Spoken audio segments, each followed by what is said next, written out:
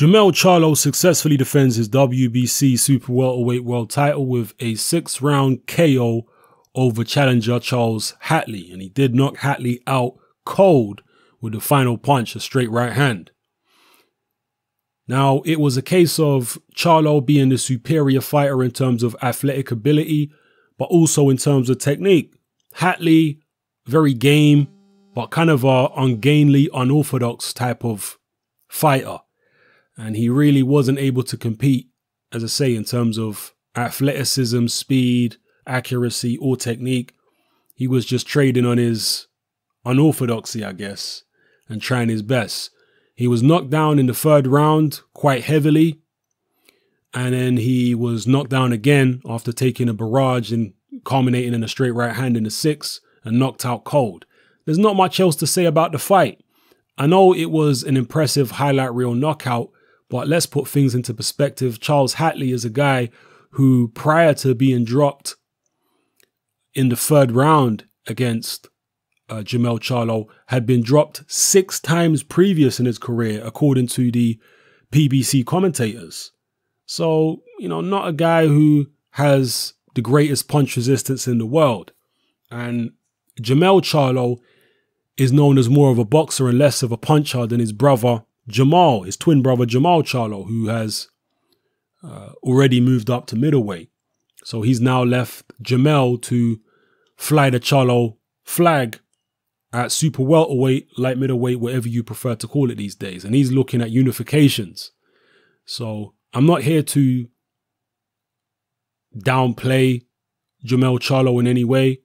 I think he's a good fighter. I'm impressed by him and his brother Jermell, more so Jermell.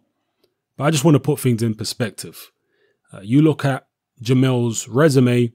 He's fought people like Hatley, obviously. He fought John Jackson. He scored a knockout over him. He beat Alcine. He beat Martirosyan, which for me might be his best win. He also beat Gabriel Rosado, Demetrius Hopkins, so on and so forth. Dennis Douglin might be a guy a name some of you guys might recognize. So he hasn't exactly fought a who's who, but he's fought some decent fringe contenders, and I think Martirosyan was a good contender. So yeah, he's fought some decent fighters, Jermell Charlo, but nobody's special. So I think we need to reserve judgment a little bit about how well he's going to do at 154 pounds. He's certainly very talented, just like his twin brother, but he's got a lot to prove before we start crowning him as the king in that particular division. I'm actually more interested in the progress of his brother, Jermell, because I think he's a bit more talented than Jermell is. But still, it was a decent performance against Charles Hatley, an opponent who's been down many times. And Jermell put him down a few more times and knocked him out cold. He did what he was supposed to do against that level of opponent. So drop your comments in the comment section below. Let me know how you felt about Jermell Charlo's performance. Who would you like to see him fight next?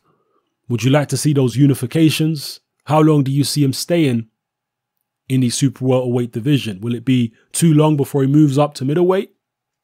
Like his brother, maybe they want to hold simultaneous world titles at middleweight and junior middleweight between the pair of them.